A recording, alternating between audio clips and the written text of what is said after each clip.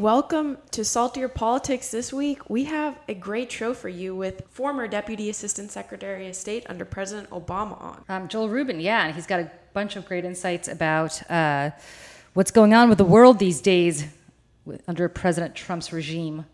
I thought a lot of very, very interesting thoughts on the Middle East and North Korea, and my favorite topic, the crazy Russia situation. And also very interesting conversations about morale at the State Department and what career State Department people, not political appointees, but real career Foreign Service people feel these days working under Secretary of State Mike Pompeo and under President Donald Trump. I thought it was a great conversation, and I'm really excited that people get to listen to it. So without further ado. Joel Rubin, welcome to Saltier Politics. We are thrilled to have you here. Joel is President Obama's former Assistant Secretary of State, as well as a former Democratic congressional candidate. Awesome. Thank you, Julie. Thanks, Emily. Really appreciate you having me. Joel, can we just start off with the thing that's been driving me absolutely insane, which is that every time somebody accuses Donald Trump of being a racist, which I feel like is every day for good reason, he pivots to Democrats are anti-Semites because they hate Israel. Can you talk a little bit about that, since you've got a foreign policy background, you worked at the State Department? Does that drive you as nuts as it drives me?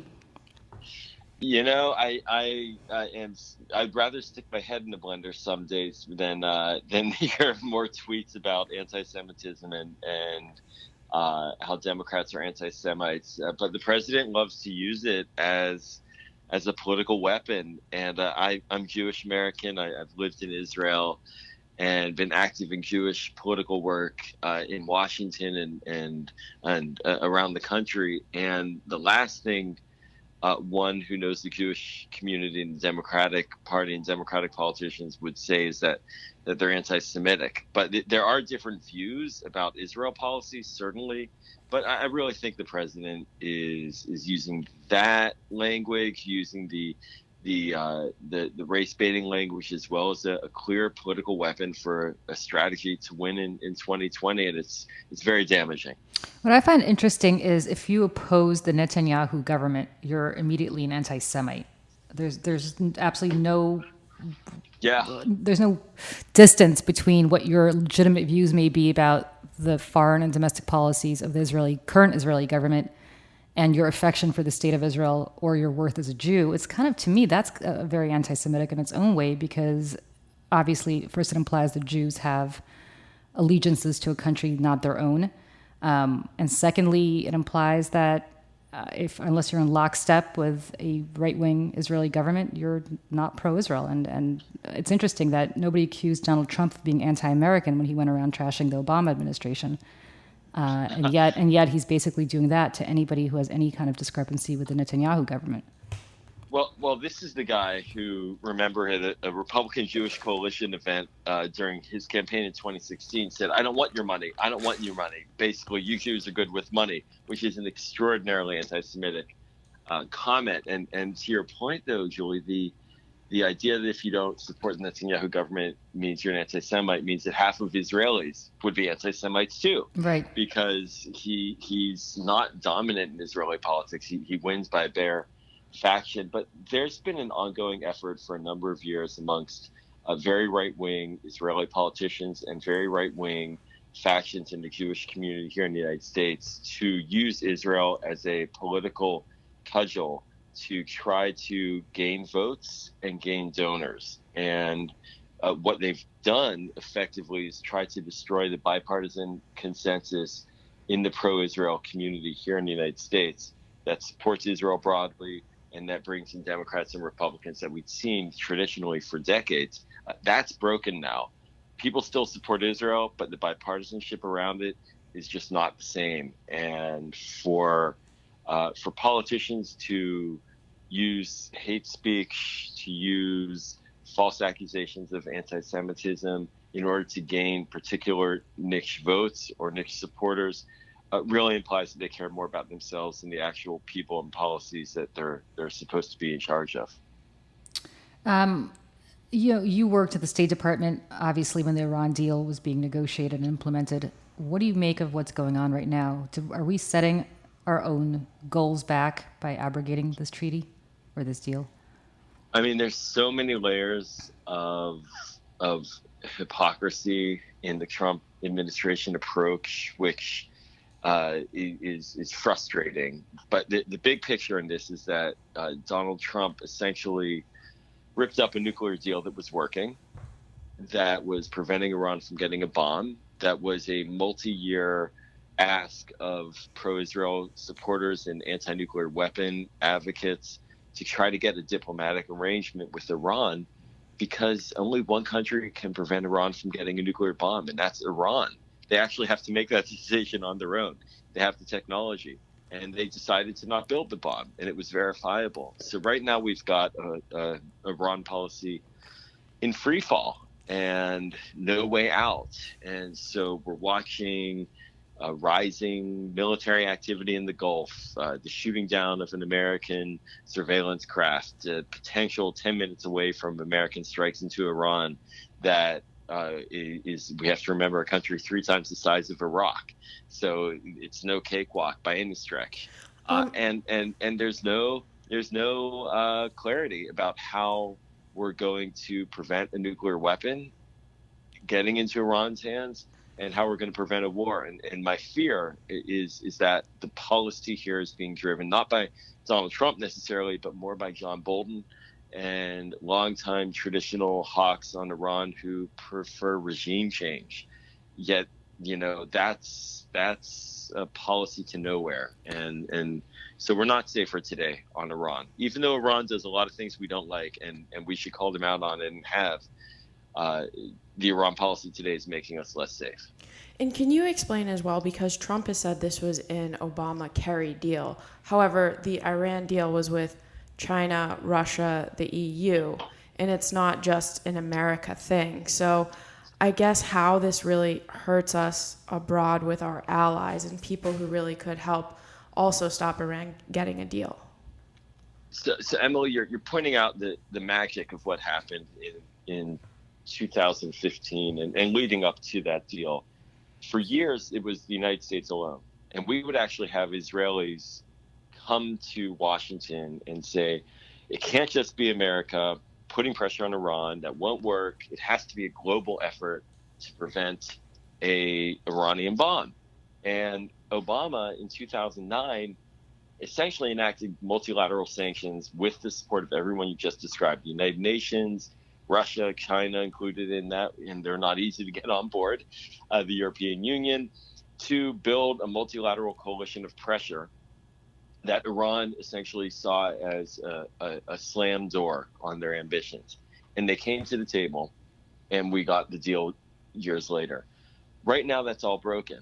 The United States, we left the deal, and so Iran is triangulating and playing us off of the Europeans and making maneuvers to scare Europe and saying that they want more resources from the deal that we had agreed to. And so we're on our own. And that's the danger here, is that there are real problems, as we talked about, with Iran in terms of their horrible activities in Iraq and Yemen and Lebanon and Syria in particular.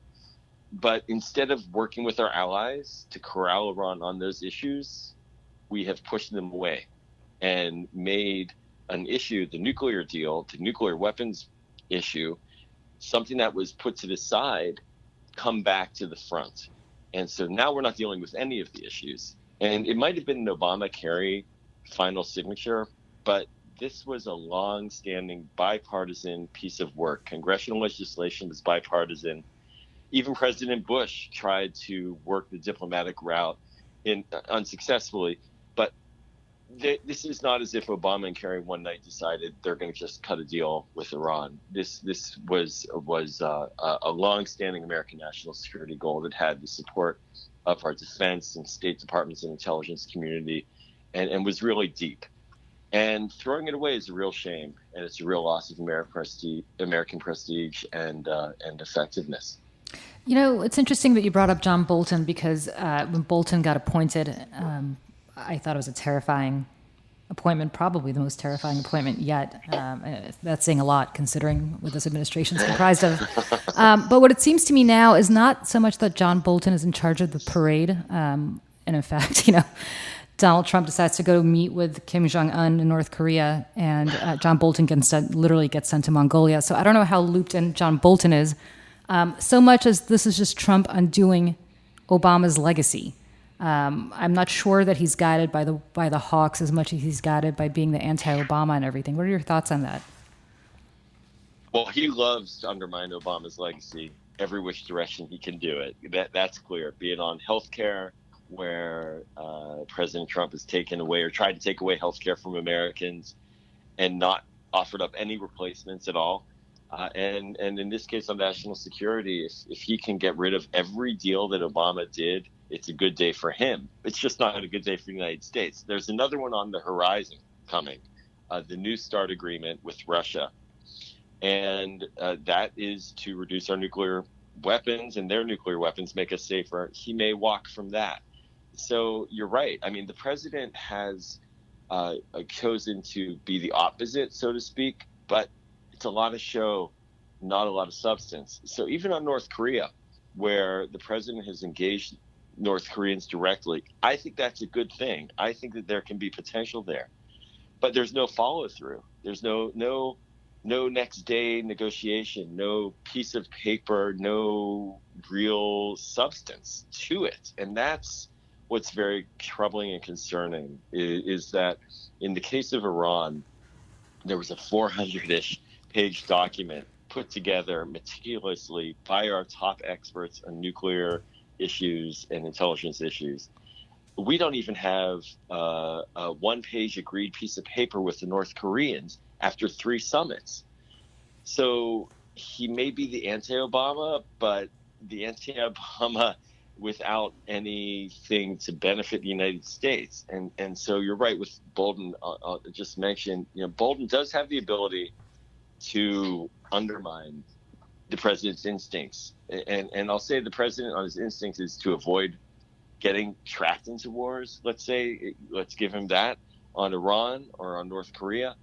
But on North Korea, the failed summit in Vietnam, the second summit, in large part failed because of a maximalist position that the United States took that was driven by John Bolton, undermining the president at the table.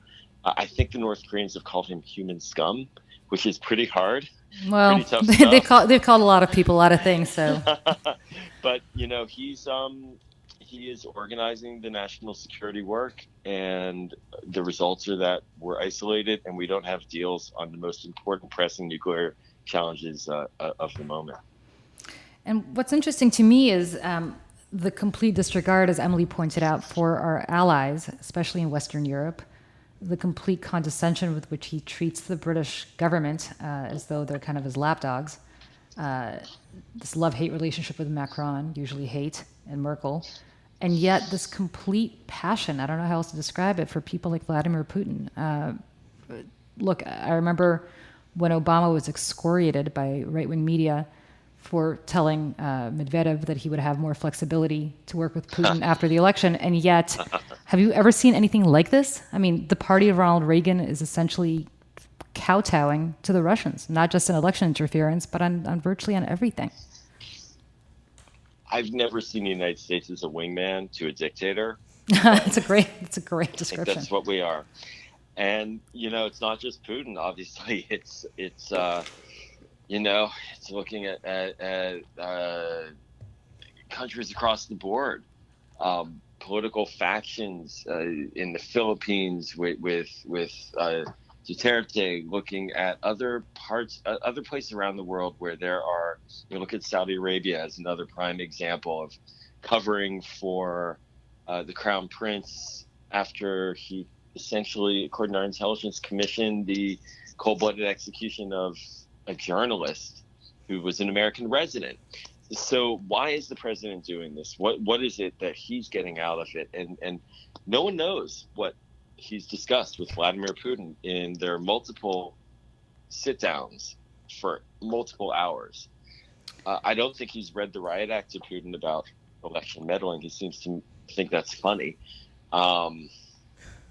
that's not funny. But no, our allies are looking at us and wondering if we're really an ally right now. That doesn't mean they look at us as an adversary, but there are spaces in between those two words. And we have a system, though, fortunately, that's in place, that's tough, and that's holding the line in certain areas. But it's not for the president's attempts to go in the other direction. You worked at the State Department. What do you think the morale is there now for the people who've been there a long time, the real people who make the real trains run on time? Yeah, Jill, I worked at State for a number of years as a career officer in the Bush administration, and then I came back as a political appointee in the Obama administration. So 7 years of my life I've spent in that building, and I've been back for meetings, and I've never seen it so desolate and depressed looking as in this administration. And it's sad to see. I have former colleagues who walk the halls, and you can see there's no guidance. It's been depopulated of senior officials. We are devaluing in words the importance of American diplomacy, and the White House's budgets are cutting our request for State Department funding by a third. So you walk around the State Building, and if you know the building, you know where things are, you know where there are vital spots. People aren't out. People aren't walking around. And so decisions aren't being made. And the net result is that diplomats who thrive on words and memos and access feel like they don't have any of that. They don't have guns. They don't have scientific experiments. They don't have the ability to influence through physical means. It's the words and the persuasion. And if you aren't able to even get the support of your leadership, you can't persuade your actual adversary or your ally to do something differently to advance American goals. And so it's very, very disappointing to see how little we're utilizing the talents of people at the State Department. What's it going to take, assuming this administration leaves in 2021, what's it going to take to rebuild? Do you think morale, not just at the State Department, but with our allies, could be restored with a different type of leadership immediately? Or do you think it'll take years and decades to potentially claw back from the previous 4 years? So, if you remember when Barack Obama came in 2009, he went around and visited allies and was mocked by Republicans as doing an apology tour for America. Well, what he actually was doing was attempting to do what you just described, repair frayed ties. It wasn't all sweets and treats. In the Bush administration, we were in the midst of the war in Iraq, and we had burned a lot of bridges. But the lesson learned from that period is that it can be done, and one can rebuild alliances. There's a lot of muscle memory around the world of support for the United States and positive interaction. But we can't take it for granted, and it's going to require people coming in the next administration, if it's a Democratic one, and even if it's a Republican one. But I'm doubtful about that in terms of who we would put in. But people coming in with not just a policy smarts, but a passion for the actual inner workings of the day-to-day operations and of respect for our allies. But we are digging a hole big time because, again, going to diplomacy, the word is what matters. And the United States can't be consistently breaking diplomatic agreements as we did on Iran, as we did on the climate agreement with Paris, as we may do with the nuclear agreement with Russia and New START. We can't be consistently breaking our agreements and expect other countries to believe us when we say we want agreements in the future. And that's the real problem. It's sort of like the boy crying wolf. How many times can we say we really mean it on diplomacy when the history doesn't show that? So I just had a quick question about the Face app. I don't know if you guys have heard about that, but it's the app that makes your face look old, and it can change a couple things. But yesterday you saw all celebrities doing it, from the Jonas Brothers to whoever, and then all my friends seeing them post it, then did one of themselves and posted on Instagram. But now we're seeing that Russia now owns a lot of when you accept the app, now owns a lot of your pictures from Facebook and pretty much has free reign over them. And it's how, I guess, for a foreign policy wise setting, do you protect against this kind of cyber breach of privacy? Was that kind of the next frontier for you guys when you were back at the State Department? And how is it now? Do you kind of protect yourself or get the word out about that? There are a couple layers. There's the policy layer, obviously, and then there's the private sector companies and how they engage in it. You know, when I was at State in the Obama administration, we too were victims of cyber attack. The Chinese broke into and stole our files at the Office of Personnel Management, OPM, stole something like 20 million Americans' records of their personnel files, which is frightening to think that my whole background information is now sitting in Beijing or elsewhere. And we didn't get it right. I'm not gonna say that we had it all done there. But what we did at a policy level was have some offices dedicated to it, some infrastructure at the White House dedicated to cybersecurity, just on protecting at that level. That's been in many ways disbanded in this administration. It's sort of surreal and deeply troubling to see how they've gotten rid of cyber protection leadership at the White House. It really diminished it and making us vulnerable. But, you know, a lot of the controversy now on Capitol Hill about Facebook and social media companies as well is really highlighting the role of the companies in this. You know, why is it that Facebook is enabling your face to be grabbed and then having, you know, how come there aren't the protections there as well? And so, yeah, I think we're entering a new world. The deep fake videos coming up. You know, our election was hacked through cyber attack. This is real, and we have not figured out a method at the policy level to fix it. I'll tell you a personal anecdote. One additional thing. I was actually in China in April on a trip, and to enter the country at the airport, they scanned my face. They didn't just take a picture, they took a full facial scan. And if I hadn't agreed, I wouldn't have gotten in. On the way out at the airport, a machine scanned my face and literally immediately popped up right after that, my name on a screen telling me where to walk in the airport. Deeply frightening stuff. And there are no controls governing it. And this goes to the bigger picture of the value where diplomacy could play a role. I don't know the technical answers to all of this, but let's say someone does. At that stage, if we have a real strong diplomatic core and a belief in diplomacy, we galvanize the international community. We go to the UN, we work with our allies, we work with the companies to create protocol and systems and standards for cybersecurity. That is how you get things done. You get people on board, because this is not a U.S. only issue. My fear is that right now we don't have the credibility with other countries to go to them and say, we want to make an agreement with you on cybersecurity. If anything, it's the opposite. And nor is anybody really pushing to do that, I assume. No, not at this stage. That's a shame. Right. So, well, what's not a shame is kind of a transition here to Two Truths and a Lie, Joel.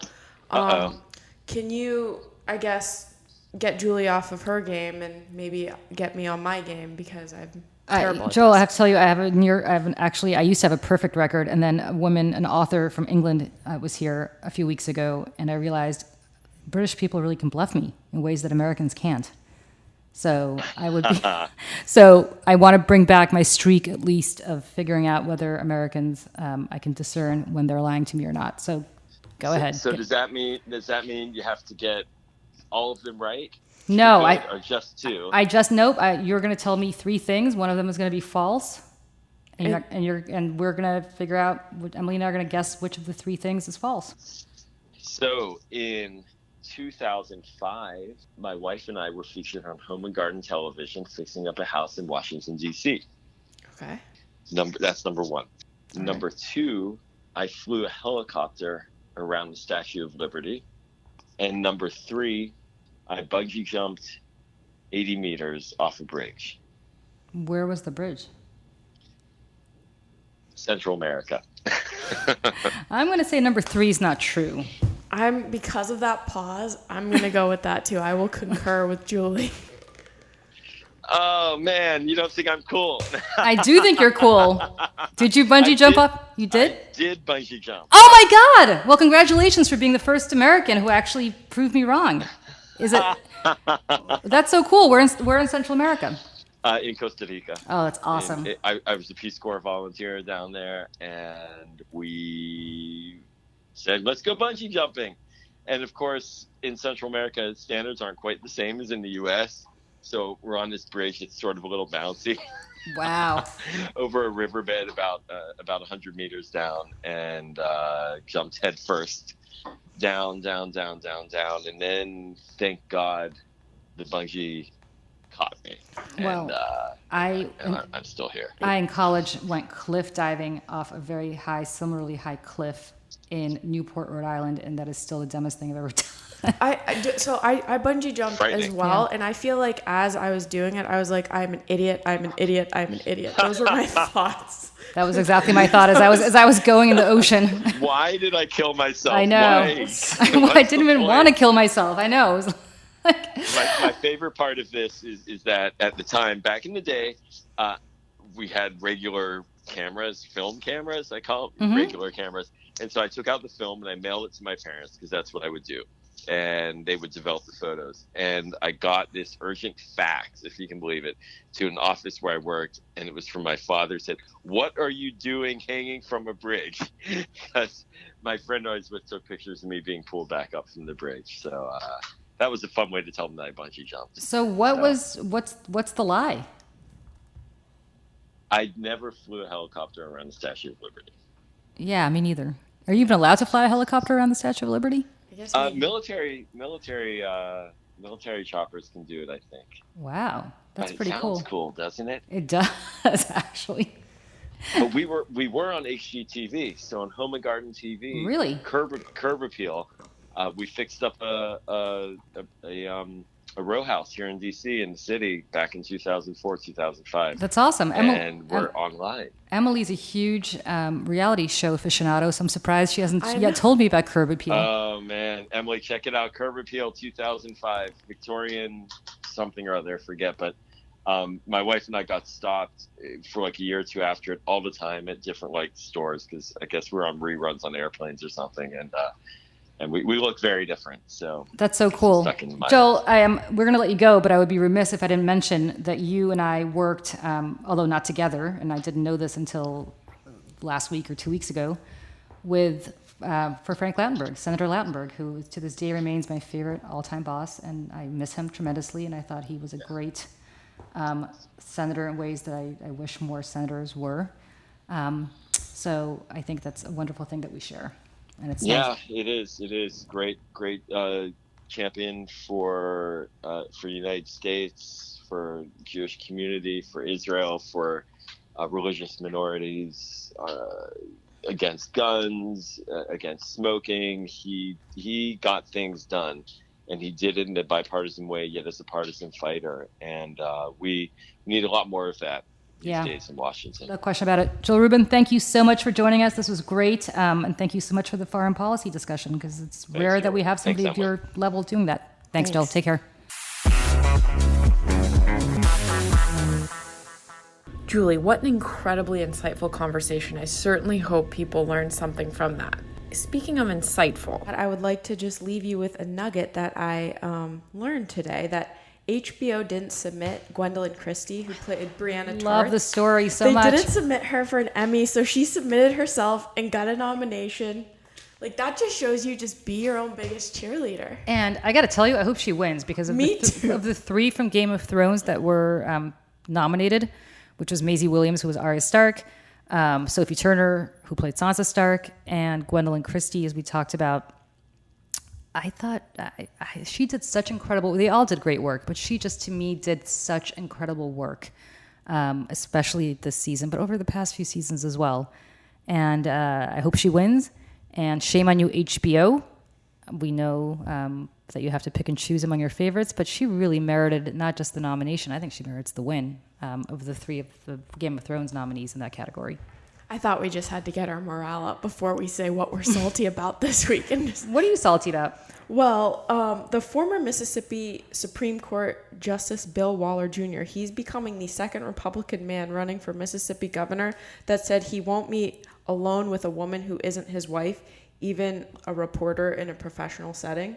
This comes after State Rep Robert Foster said last week that if a woman journalist wanted to ride in his truck for campaign coverage, she would have to be chaperoned by a male colleague. It's like Saudi Arabia. It's like Sharia law that they all scream about. I don't understand. Female reporters can't do their job. It's making me extremely salty that they can't trust themselves, or it's somehow religiously based. Give me a break. Well, what is it? Is it the Billy Graham rule? That's what they were saying. Yeah, that basically you don't even want the implication. You want to be tempted by, I don't know, Eve or whatever, some weirdo biblical analogy.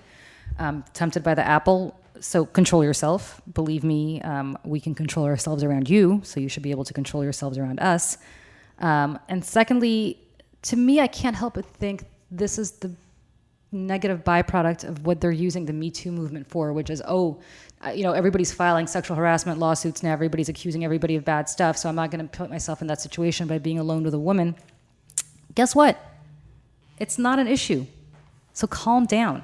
And nobody's going to falsely accuse you of anything if you don't do anything. So just calm down and just relax. Women have a job to do the same as men. And I can only imagine if Elizabeth Warren or Kamala Harris or Hillary Clinton, when she ran, or any other female candidate said, oh, wait a second, I can't have reporters interviewing me one-on-one. God forbid. I mean, I can't have Matt Lauer interviewing me, and I can't have whoever because he's a man and I'm a woman. And the outcry would be spectacular if roles were reversed. In fact, maybe we should do that. Maybe we should call for every single woman in Mississippi or Missouri or wherever they're from to not grant any access to any men and be alone with them under any circumstances in any business dealings, because obviously the men can't control themselves.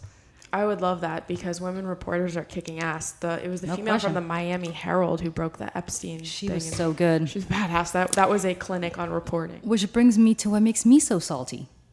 We've known this all along, but there are really 2 justice systems in this world. This guy, this predator, raped, and the euphemisms that people use, he had inappropriate sexual relations with a 12 non-consensual, or relationships with a 12-year-old. If you're a 14-year-old, if you're having sex with a 14-year-old or a 12-year-old and you're an adult, that's called rape. That's not called non-consensual or consensual. It's rape. Call it what it is. But anyway, the point is, this guy gets sprung essentially from real prison time, gets to go on work release for 16 hours a day to his swank office in Palm Beach, where apparently he continued to rape young girls. While he's supposed to be in prison, he's still raping women. What's so unjust to me about this is, imagine if this were the average Joe Blow, or imagine if this were some black guy. It wouldn't happen. Never. They'd lock him up and throw away the key. Meanwhile, this guy who's worth X number of millions of billions of dollars, I don't know what he's really worth, nobody really knows, gets to go to prison. That's not really prison. And to me, it's just so appalling. And these women who are brave enough to come forward, there's this heartbreaking story from a Vanity Fair reporter that she had a mother and 2 daughters go on the record to her, and Vanity Fair about Jeffrey Epstein raping the daughters. And Jeffrey Epstein somehow got this killed. Graydon Carter, then the editor of Vanity Fair, excluded that from the profile of Jeffrey Epstein. So these women, these girls and their mother actually went on the record, took a massive risk to themselves by doing that. And the media conspired, public officials conspired, law enforcement conspired. It's just such a scandal. And I feel like it's just demoralizing, because it's not just Jeffrey Epstein. Look how long for the Weinstein stuff it took, and how much of that was buried until the stories actually got out. It's awful. It's awful. And you'd think, it kind of tie bars to your discussion about Tybar, your discussion about female reporters not being allowed in with politicians who are men, same thing. I mean, it's such a struggle. I mean, we're living in 2019. You'd think that we would have achieved just basic and it's somehow justice. Making women less than by Always, not consistently. because somehow we're now the predators of trying to like put you in an uncomfortable situation. Like, give me a break. By the way, weirdo politicians who don't want to be alone with women, starting with you, Mike Pence. Who calls his wife mother? Like, you're not that irresistible, dude. We can control ourselves around you. We're not some sex-crazed women who are either there to seduce you. P.S. If you don't want to be seduced, you're not going to be seduced. And secondly, we're not there to levy false allegations against you. All we want to do is do our job. And it's when you prevent us from doing our job that problems really start to arise, because it's retaliatory. And at this point, these two men are not allowing women to interview them alone purely because of their gender. I mean, I don't know. If there's not a law about that, there should be. Because right now, what these men are pretty much doing is exactly what people in Saudi Arabia are doing. You can't ride alone with a man in a car unless it's your husband or your brother. So for all those crazies who think Sharia law is coming to this country, guess what, my friends? Your own party is foisting it on the rest of us. In summation, Brianna Tarth needs to win an Emmy. Amen. All right, everybody. Have a great week.